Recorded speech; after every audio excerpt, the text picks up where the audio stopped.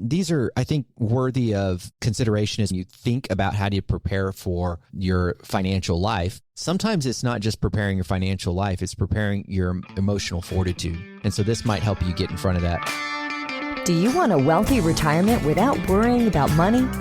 Welcome to the Retire in Texas podcast, where you will discover how to enjoy your faith, your family, and your freedom in the state of Texas. And now, here's your host, financial advisor, author, and all-around good Texan, Darryl Lyons. Hey, this is Darryl Lyons, CEO and co-founder of PAX Financial Group. Thank you for tuning in to Retire in Texas. And as always, this information is general in nature only. It's not intended to provide specific tax, investment, or legal advice. Visit PAX Financial Group for more information.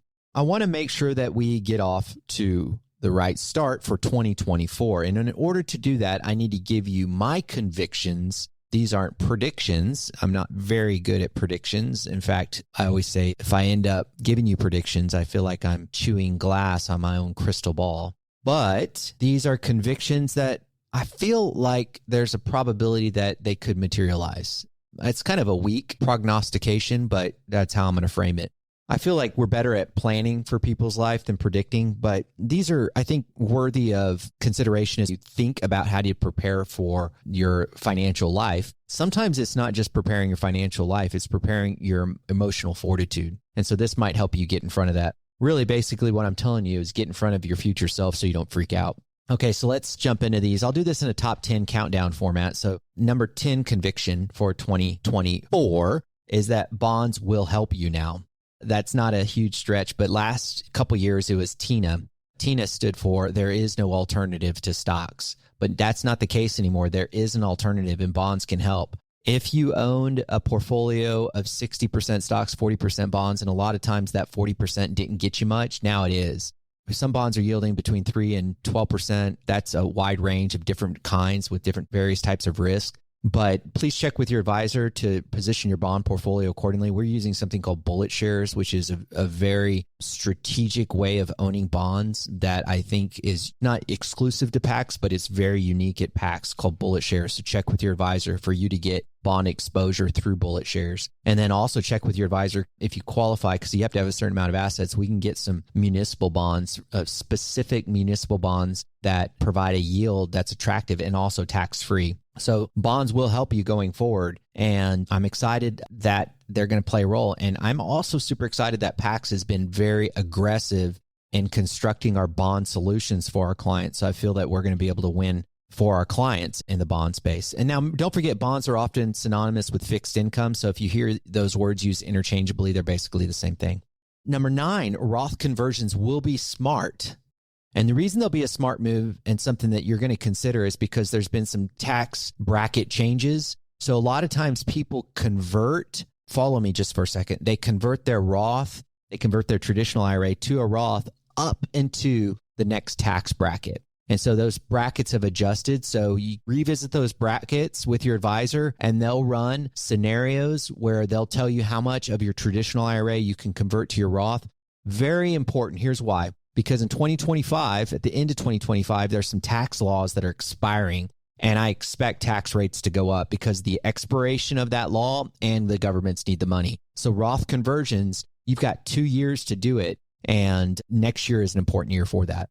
Number 8, there will be stocks on sale. We are hearing right now in the marketplace that stocks are overvalued. But when we look at the whole markets, we have to consider that there was a huge segment, specifically in the Magnificent Seven, in the tech stocks, that their values are super high. But there were a lot of stocks neglected in this run-up recently. Even in the S&P 500, we had many companies throughout the year that were negative in their returns. Also, energy was destroyed much of the year. International stocks were neglected and small company stocks were neglected. There's plenty of opportunity in the market for stocks to be purchased at a price below value. You just need to find them. Check with your advisor. We were having some great conversations at PAX about our small cap portfolio, so be sure to check with your advisor on that. You don't want to own too much there, but we are very well versed on small cap stocks and the window of opportunity that might exist in the small cap stock space.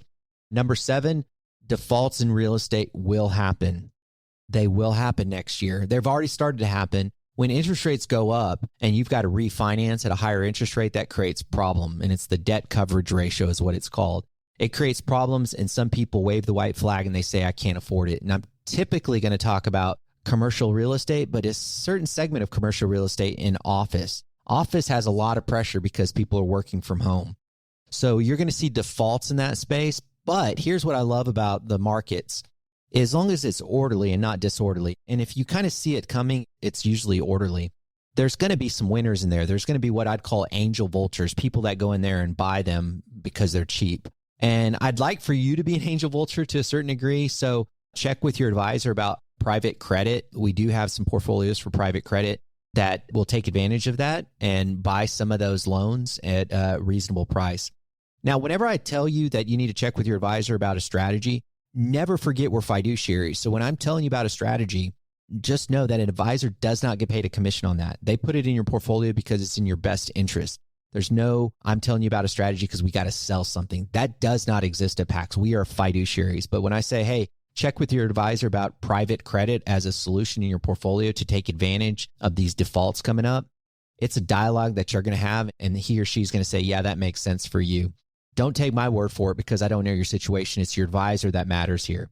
And then just know that they're fiduciaries. They're not going to get paid a commission for that. Okay, number 6, nothing will change about the U.S. debt. I know it's a huge issue. We actually increased our debt as a country by 50% over the last 4 years. We're now at $33 trillion. Nothing will happen next year because it's an election year. A lot of talk will take place because there'll be a lot of finger pointing in an election year. And I just want you to know that the fear of debt, of the United States debt, will reverberate throughout the rhetoric. And so just know that exists and it's ugly and nothing will happen next year.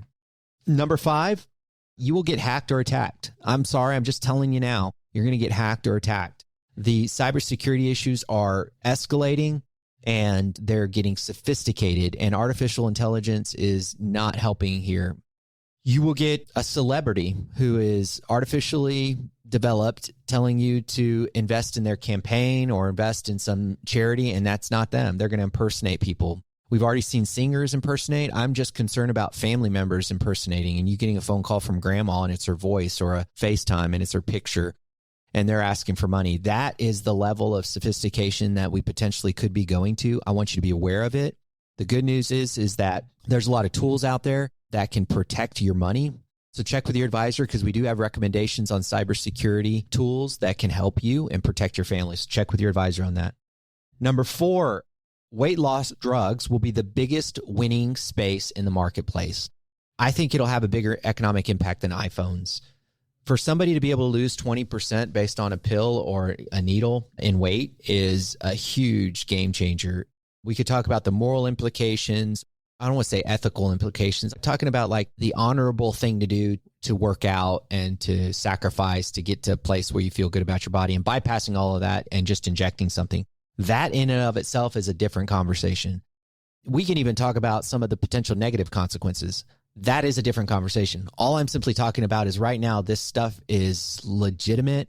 People are doing it. It's reducing cardiovascular disease, diabetes, and it actually is having an impact and will have an impact on the fast food industry.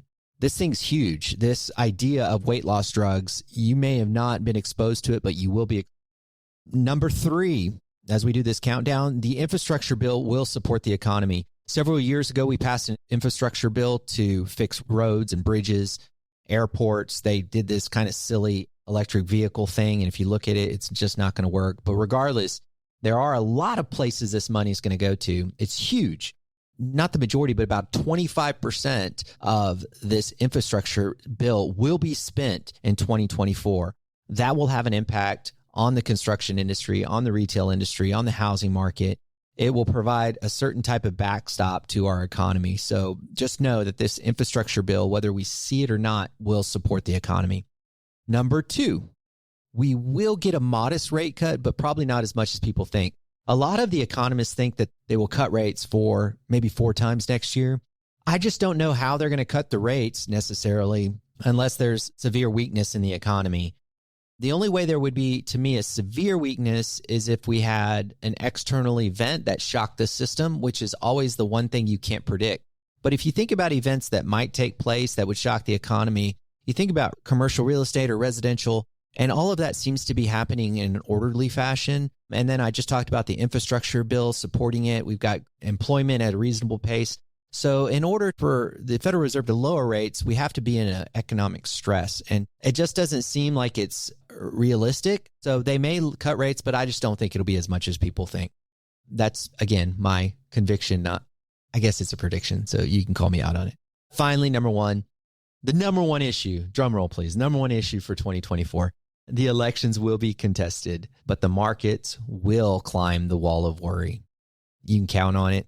But here's what's cool. According to the Capital Group, put this content in our show notes, since 1933, stocks have gained an average of 11.3% in the 12 months following the conclusion of the primaries, which is in the latter part of May. So from the end of the primaries, 12 months from that day, May 31st, the market has on average gained 11.3%. So that's really encouraging.